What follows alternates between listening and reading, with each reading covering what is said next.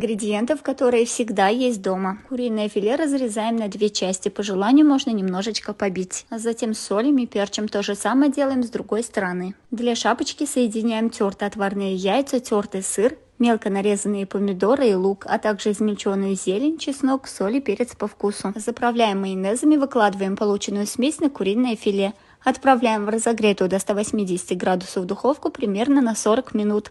Готовьте с удовольствием. Приятного аппетита!